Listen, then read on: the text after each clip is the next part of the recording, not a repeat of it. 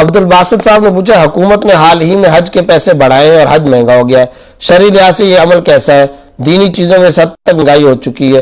وضاحت فرمائیں۔ اصولی طور پر یہ حکومت کا انتہائی غلط اقدام ہے اور افسوسناک اقدام ہے، اور سچی بات یہ ہے کہ ہماری حکومت موجودہ اقلیتوں کے لیے سہولتوں کا انتظام کر رہی ہے، غیر مسلموں کے لیے، سکھوں کے لیے، ہندوؤں کے لیے، عیسائیوں کے لیے، اور ہمیں کسی اقلیت کو کسی فیسلٹی کو دینے پر کوئی اعتراض بھی نہیں ہے۔ اگر آپ ان کی عبادات اور رسومات کے لیے سہولت کا کوئی سامان کرتے ہیں تو شرعی طور پر ہم اس کی مخالفت بھی نہیں کرتے، لیکن یہ ایک مسلم اکثریتی ملک ہے، اسلامی جمہوریہ پاکستان ہے، اور یہاں عازمین حج کا ارادہ کرنے والوں کے لیے ہر سال حج کو مہنگا کرتے چلے جانا یہ بالکل غلط طریقہ ہے۔ دیگر بے شمار ممالک کے اندر سبسڈی دی جاتی ہے، پڑوسی ملک ہندوستان کے اندر عام طور پر کچھ عرصہ پہلے تک سبسڈی دی جاتی رہی ہے، تو ہم اگر سبسڈی نہیں دے سکتے تو کم از کم درجے کی بات یہ ہے کہ ہم مہنگا تو نہ ہونے دیں۔ اور میں نے اس کلپ کے اندر ٹی وی چینل کو انٹرویو دیتے ہوئے تفصیل کے ساتھ یہ بات کہی ہے کہ جو ٹریول ایجنسیاں، جو آرگنائزیشنز حج اور عمرے کا کام کرتی ہیں ان سے معلومات لی جائے تو جتنا پیسہ یہ مطالبہ اور ڈیمانڈ کر رہے ہیں اتنا پیسہ حج پر خرچ نہیں ہوتا،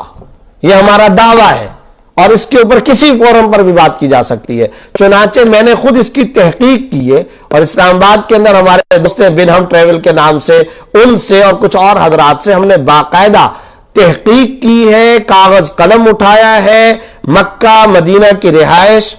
ویزا، ٹکٹ، ایئر لائن کے خرچے، ایئر لائن کا ٹکٹ، شٹل سروس اور رہائش گاہیں، کھانا،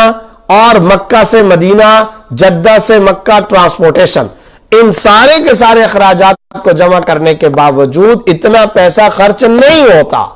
جتنا کہ ڈیمانڈ کیا جا رہا ہے۔ تو یہ بات ظاہری طور پر، لازمی طور پر بالکل بداہتاً غلط ہے، اور اس کو سمجھنا چاہیے۔ اور ساتھ ہی ساتھ یہ بات عرض کرتا ہوں کہ اگر فرض کریں حکومت یہ بات نہیں مانتی اور وہ کہتی ہے کہ جناب خرچے زیادہ ہوتے ہیں، جبکہ جو اصل صورتحال سے واقف لوگ ہیں وہ حضرات یہ کہتے ہیں کہ وہاں پر ہماری حکومت اور وزارت مذہبی امور کی طرف سے جو لوگ رہائش گاہیں لینے کے لیے جاتے ہیں ان کا کردار بڑا مشکوک رہتا ہے، اور پچھلے ادوار کے اندر حکومت میں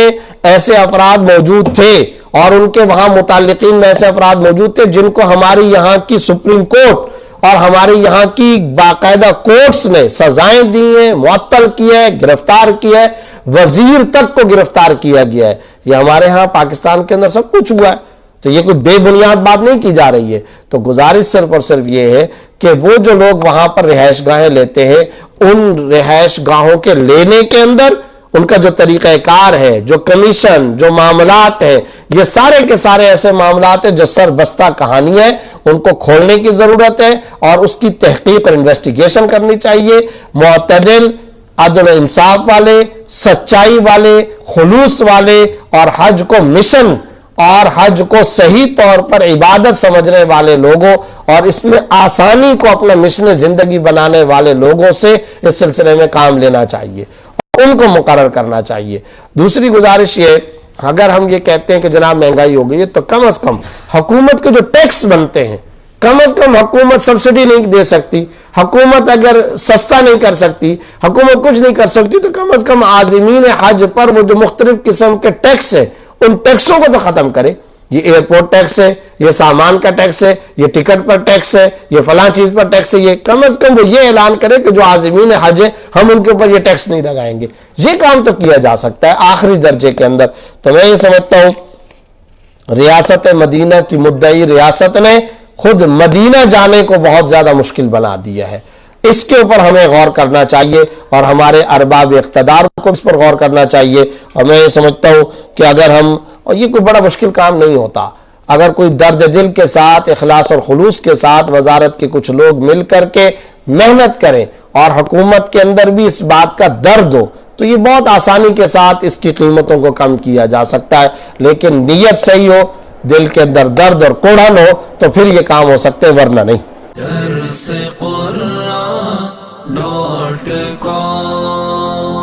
www.darsequran.com